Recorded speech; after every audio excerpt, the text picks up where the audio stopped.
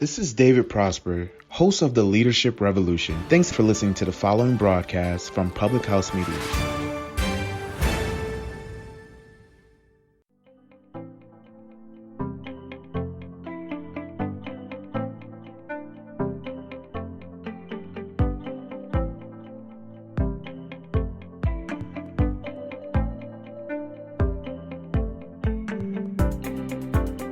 Hello everyone, it's No Filter Friday on Public House Media, and I'm sitting here with my LaCroix, just waiting to talk about Harvey Weinstein and his operatic counterpart, Placido Domingo, who's like the opera world equivalent of Harvey Weinstein.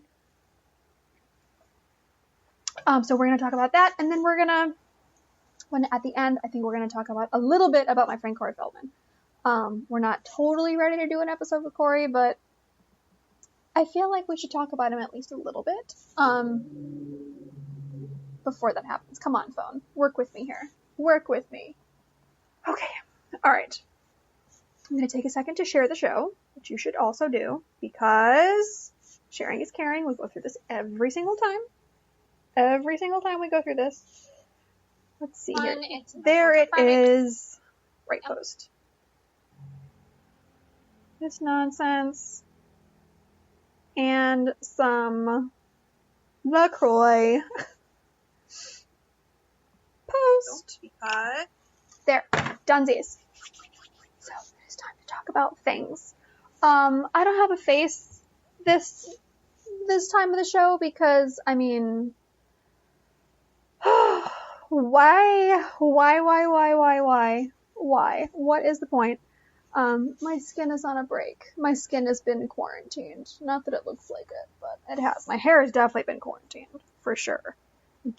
Thank God, I just got it done on Monday. So it's like sitting in its sitting time, but that's, neither here nor there. Anywho, David Bobke, is that you? Does it sound okay? I'm using a different microphone. I'm really hoping that it is, because this is jumping out of my ear. I had other podcast interviews today, not for this show, for other people's shows, and this kept popping out of my ear. It was infuriating, like absolutely infuriating. I like using this kind of a setup though, because the earpiece makes it so that this piece, the piece that I talk into, the microphone part, that it like moves with me, because I'm always like around here, and LaCroix. So, let us get into the situations. I can see people coming in, but it's not notifying me because of this stupid changeover in Facebook Live that's driving me absolutely bonkers, by the way. So if you're coming in, let me know who you are. Leave a comment so I can see, because this is a discussion. This isn't me talking to you. It's us talking together as a unit, as a tea-spilling team, which is about the only team we're allowed to be on these days. So anyway, as you probably heard, Mr. Harvey Weinstein has come down with COVID-19, which is just a hilarious joke. And he's being put into isolation. The weird thing about that, though, is that he was in isolation before. He was in solitary confinement before, because if he was in general population, and I know, that he'd be getting tore up Medea style. So, unfortunately, that would be just a level of poetic justice that would just be music to all of our ears. It's not happening. But that's what happens. That's absolutely what happens. For my documentary, we interviewed this guy who was in prison in Germany for attempted murder, of all things. Weird, right? David Bobke commented on you. Why can't I see the comments? I can see it on my phone. I can't see it on my laptop. No, we're just going to have to. This chat is hot trashed. But I can hear you fine. Okay, fine. Cool. If you can hear me, then I guess we'll just have to rock with it. This old icky version of this version used to work just fine. I don't know why they want to do this new Facebook Live stuff. So anyway, I feel like right after the show last week, Harvey Weinstein is like, oh, I have come down with the coronavirus. I must be in isolation. So he's getting isolated. He doesn't have nothing but a case, because 2 days prior, they started his extradition process to try him in Los Angeles, because the judicial system and the public is not done with Mr. Weinstein. Not done at all. So he got his little 23 years in New York, but that's not counting what we have in store for him in Los Angeles, which I think we should all get to, because like we can do some real tea spilling on this show. If they're going to court at Stanley Mosque, I basically have a parking spot over there. That's going to be amazing. Absolutely amazing. So, hi, Brittany. Okay, finally. This is working. So if you came in, can you send me a comment or something so I can see? And Jason, are you feeling okay? What's going on over there? So yeah, so 2 days prior to him saying that, oh, I've got the coronavirus, they're starting his extradition process from New York to Los Angeles. And you remember we did several shows on how hard it was to get him from the courthouse onto Rikers Island in his cell where he rightfully belongs, because, he took several stops at the hospital and threw all kinds of temper tantrums, and that's, all that jazz. So now it's time for him to be tried in Los Angeles for his other various crimes. How exciting. And then all of a sudden he's like, oh, cough, cough, I've got the coronas. Like, really? It wouldn't surprise me if he got Epsteined. And I always told you, what have I always told you on the show? Oh, wait. What have I always told you on the show? Is that Harvey is the sacrificial lamb for this entire situation, and the situation has showed up. David Cade! I was thinking of calling the other day because I have Thailand questions, but we'll put a pin in that. So does he have coronavirus? I don't think he does. I think a lot of these people, say what you want about Cardi B, but she says what she says. And I think she's absolutely right. I think these people that are coming down with coronavirus, do not have it. I don't think they have it at all. I think they're liars. That's what I'm here for. Fantastic. So then the same day, as if that wasn't like far-fetched enough, the same day, this Placido Domingo fellow, who is a opera legend, as they say, he's been caught up in cases for, sexual harassment, the same stuff that Harvey Weinstein does, just in the opera community, which is really amazing. To think that there's a Harvey Weinstein type in the opera community, but trash dick is trash dick. It's everywhere. You can't escape it, I guess. So this guy, who's also worth a cool $300 million BTW, donated like $500,000, like I guess like last year, to like some charity that was like a victims of sexual assault and domestic violence and this, that, and the other thing, which is great. That's lovely. That's like, say, Steven Tyler building a house for teen mothers because he's got a guilty conscience about participating in that, I suppose.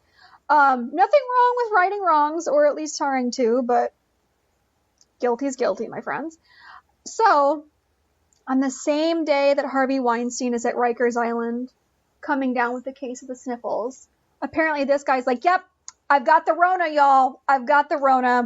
Can't do anything. Sorry. I was like, really? You expect us to believe this crap? Like, you're worth $300 million. And I feel this way about other people that are saying this too. In this bracket. You're worth $300 million. You fly private. You have private doctors.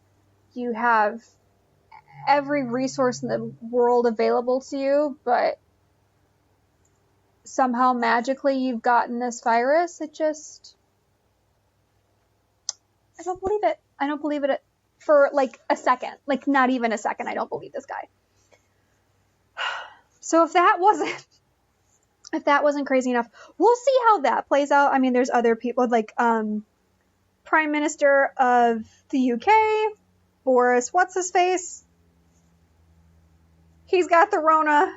Who else? Justin Trudeau's wife. Lots of prime ministers coming down with this shenanigan. Weird. So strange. And then who else? There's somebody else that came out today that's like, oh, it's the coronavirus. How crazy. Okay. So my general consensus is that I just don't believe them. And if you're one of these people that has every resource available to you and you don't mingle with like normal people or the public, which I totally understand. I do not advocate either one of those behaviors. But you fly private, you live behind a wall, private doctors, it's fine if you miss a paycheck or two.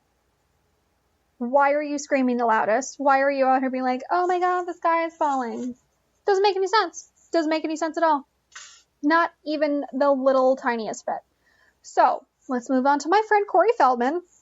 So when Corey's documentary came out a couple weeks ago, it was like a flash for like 2 or 3 days, but it was between shows. And then by the time that week's show rolled around, it had been, Harvey Weinstein had been sentenced to 23 years in prison. And we were all like, yay, how very exciting, which is great. Wonderful. That's the idea.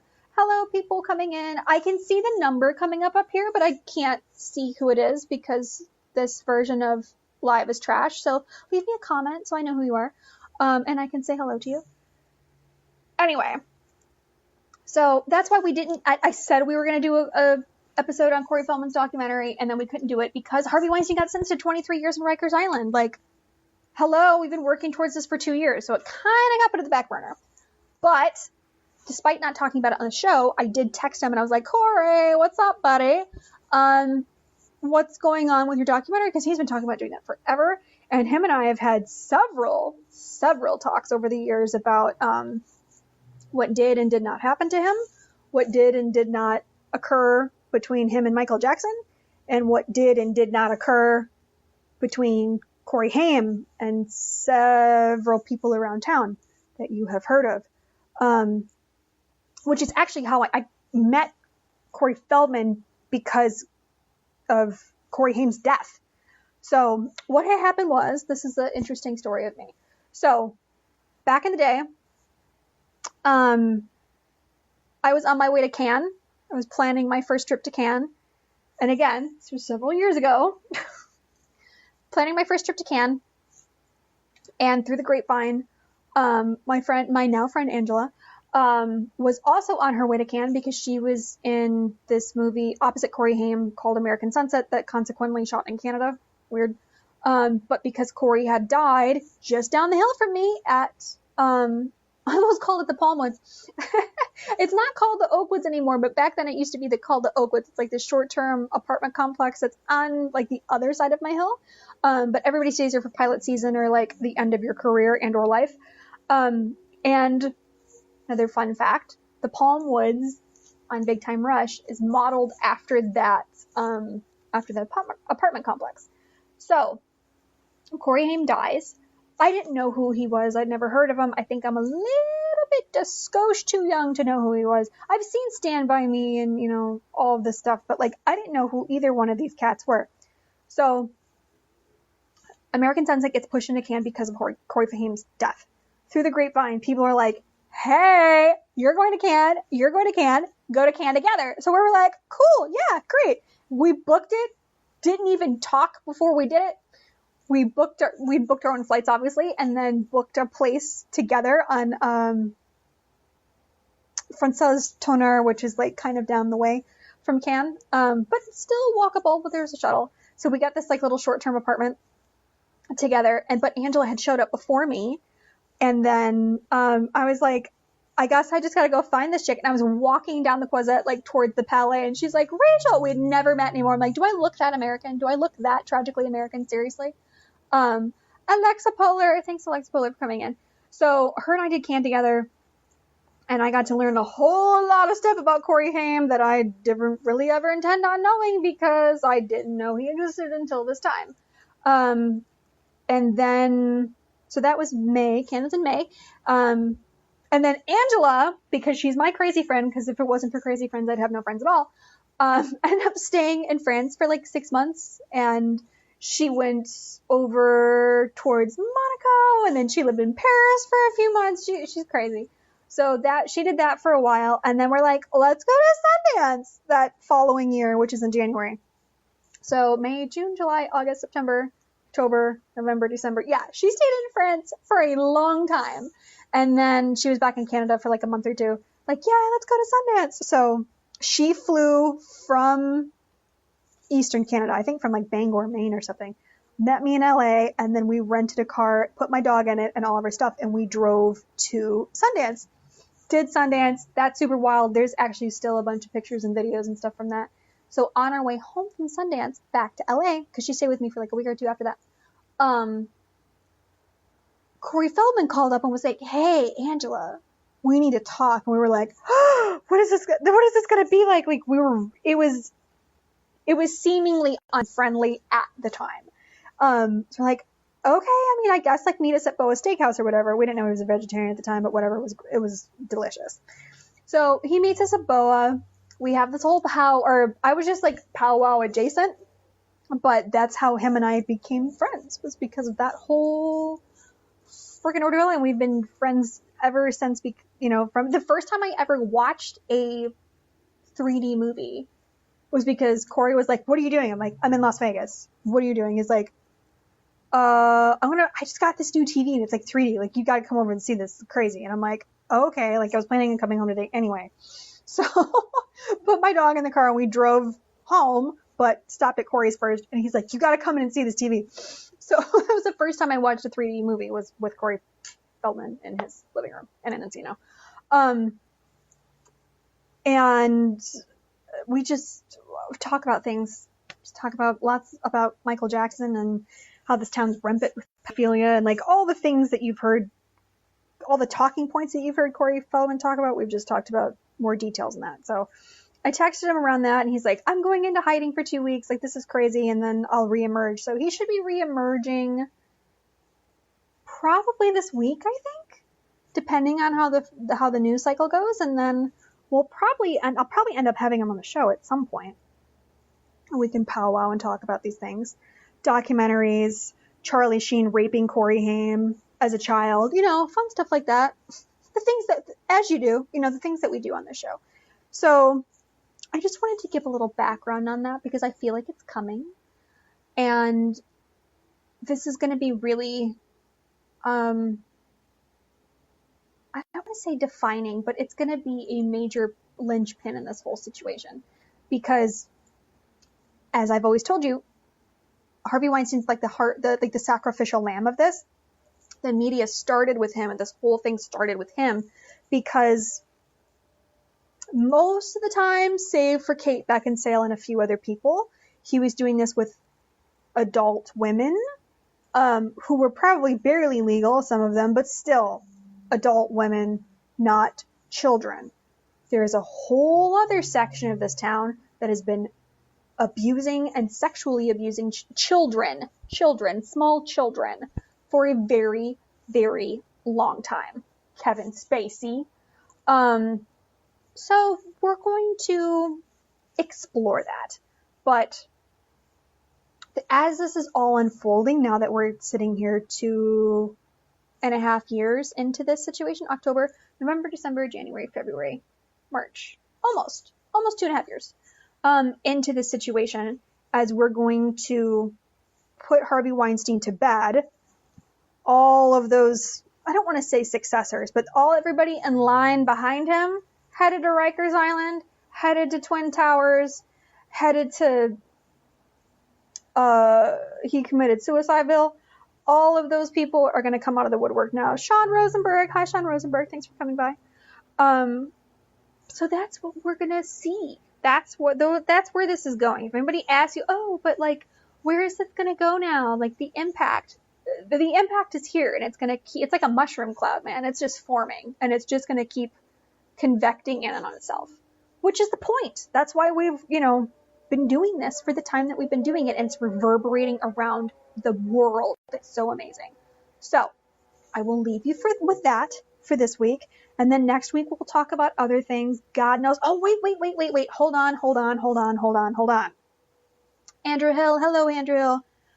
Wait. I said on Twitter that I was going to talk about Joe Biden today, so I have to. I almost forgot about old Joe. Here's an interesting thing. If you want to go see, like, the story of, you know, the woman who's come out against him and said that he raped her in 1993 and all of that jazz, you can go read that. I don't need to regurgitate that for you. What I do need to regurgitate to you is, I think maybe a year ago, or maybe even more, we did a show on, like, the Time's Up Me Too situation over at CAA, over at UTA, these big agencies that are like, oh yeah, we're in the hashtag Me Too movement. We're actually going to do things about this, and we're going to set up a fund, and we're going to do this, and blah, blah, and just a bunch of absolute crap. Lies. I mean, they did those things, but they're not necessarily invested in actually doing the right thing.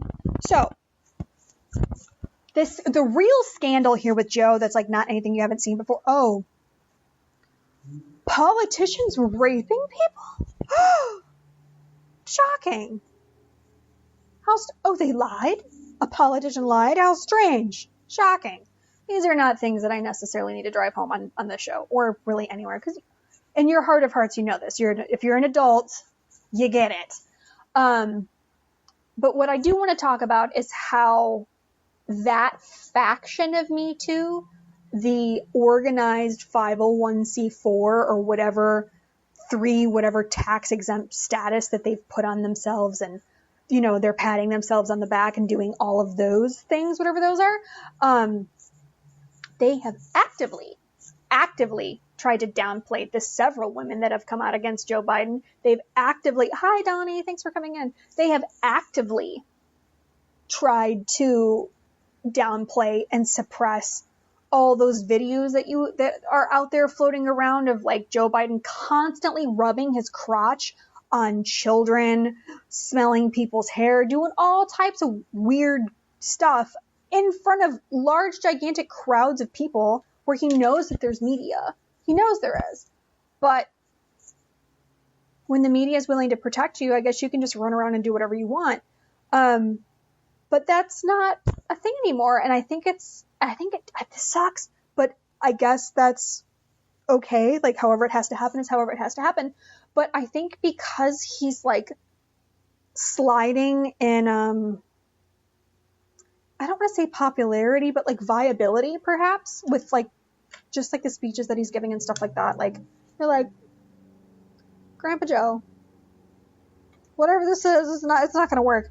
Which I think is really interesting, because if you look at, like, fashion magazines, I would say 2 years ago, probably, specifically Laura Brown at InStyle, calling her out. She has been clapping like a seal for this dude for so long. And it's like, Laura, as the editor of this magazine that's about fashion, first of all, and there ain't nothing fashionable on this man, why is his leg around you? Like, what are you doing? What's going on here? So that's the scandal on it, is that the media has actively tried to make excuses for, cover up, and just kind of pad him along the VP to presidential race, I guess. I don't know. If you're going to pick a pony to cover for, for the life of me, I don't know why it would be that one. I really don't. Like, why? For why? What? Come on, this is ridiculous. So that's what I wanted to talk about with Joe Biden. I'm sure that will unfold more. I don't think it's going to go really any farther than it already has, but it might. Especially if Joe is involved in these, like, group abuse things. Who else? You know, who knows who's going to come out of the woodwork on that one. Wait. And who else has to harken back to our first original topic? Prince Charles has COVID-19. This is now popping up amongst the royals. Seriously? the handled with kid gloves upon hand. Like, they're literally not even allowed to shake hands with people. And he doesn't do anything because nobody likes Prince Charles. They never have. So, in my opinion, I think this is their way to skip the king generation and let that fall on William's head.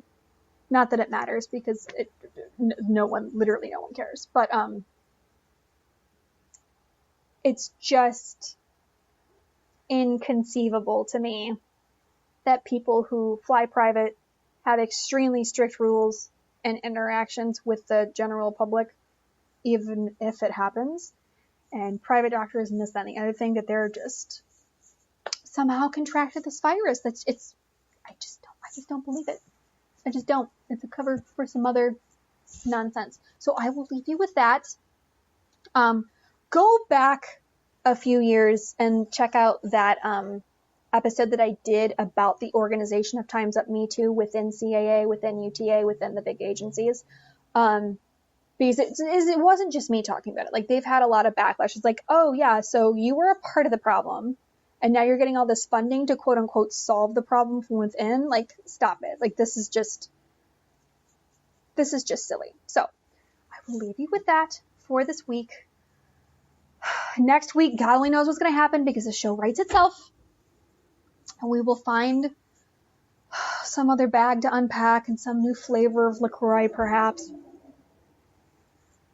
We'll all do it together. The No Filter Friday team. Check out other shows on Public House Media. We're getting more new shows as the new year progresses, and of course, this is like peak podcasting time because everybody's bored with their skulls, bored to tears. So you can just sit around and listen to everything on Public House Media, and it doesn't have to be me.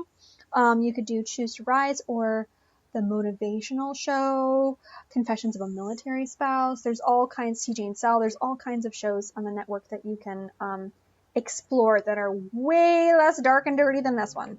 So I will see you all next week. Bye, bye, bye, bye, bye. Bye, bye.